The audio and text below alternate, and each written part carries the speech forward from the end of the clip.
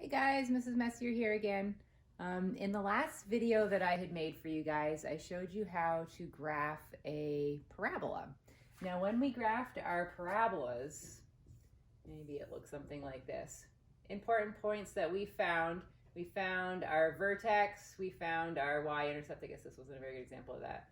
If our y-intercept was where we went through the y-axis. But we knew the parabola opened up, we figured out the width of it.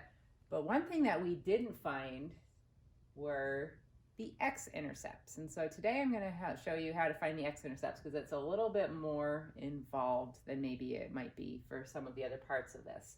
The easiest way to find the x-intercepts of a parabola is by using what's called the quadratic formula. I'm going to write this down. You're going to look at it probably at first and go bug-eyed, and it's going to look a little bit scary, but it isn't as bad as it originally seems once you use it for a little bit.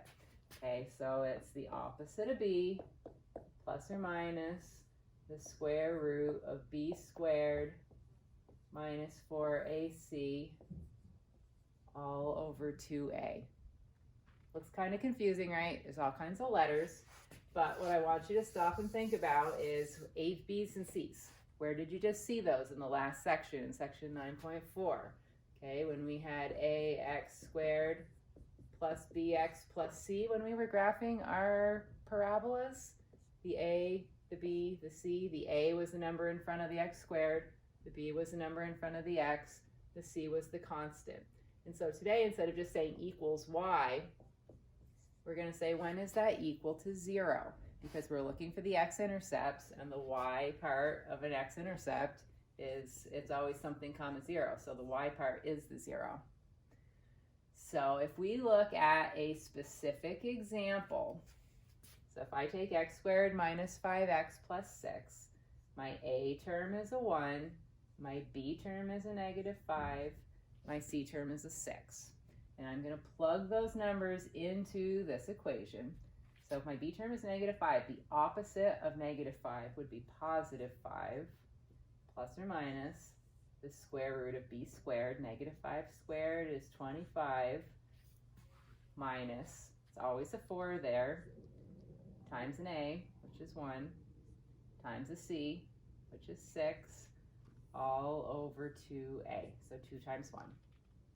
Still looks a little messy right now, but it's going to get a whole lot neater real quick. I would suggest at this point that you simplify what is underneath your square root. So think about order of operations. The multiplying has to happen before the subtracting. 4 times 1 times 6 is 24. 25 minus 24 is 1. So right now I have 5 plus or minus the square root of 1 over 2. The square root of 1 is 1. So I've got 5 plus or minus 1 all over 2. And this plus or minus is shorthand. That means 5, because we have 2 answers. Oops, I took away my parabola that I had drawn, but you're going to have 2 x-intercepts for a lot of these. Okay, so if we have 5 plus 1, that would be 6 over the 2, which is 3.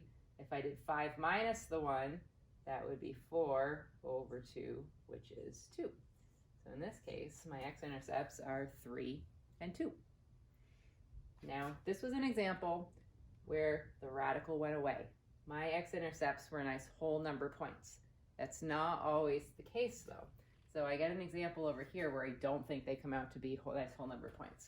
So in this case, my a is negative 1, my b is negative 2, my c is 5.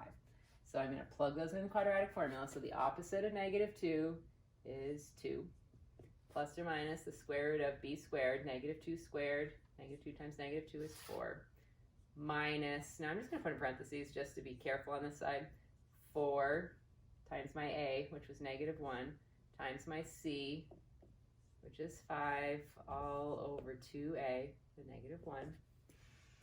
Now, doing my multiplying here, 4 times negative 1 times 5 is negative 20. I'm going 4 minus negative 20, so that becomes a positive, so 4 plus 20, so 24. So I have 2 plus or minus the square root of 24 all over negative 2. Now for right here, we could do a little bit of simplifying with this. It's not my biggest concern, but the square root of 24 is not a whole number is basically what I'm trying to point out. they won't always come out to be all whole numbers. Now, if you were going to reduce this a little bit, 24, using some of those old radical techniques that I showed you, we've got root 4 times root 6. So I've got 2 plus or minus, the square root of 4 is 2, so 2 root 6, all over negative 2. Uh-oh, hang on a second. Tyler Perry, could you dial extension 313? Tyler, could you dial extension 313, please?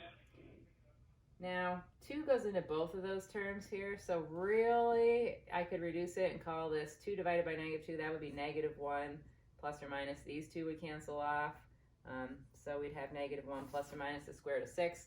Again, it's not whole numbers, but that would be the neatest way to go about writing it. Spend a little time with this. If we're doing this together in class, I usually are making people memorize that, but I think you're going to find it's going to stick in your head pretty quick as soon as you start doing a few of these problems, because it'll be the same type over and over again. All right, guys, we'll hopefully see you soon. Bye-bye.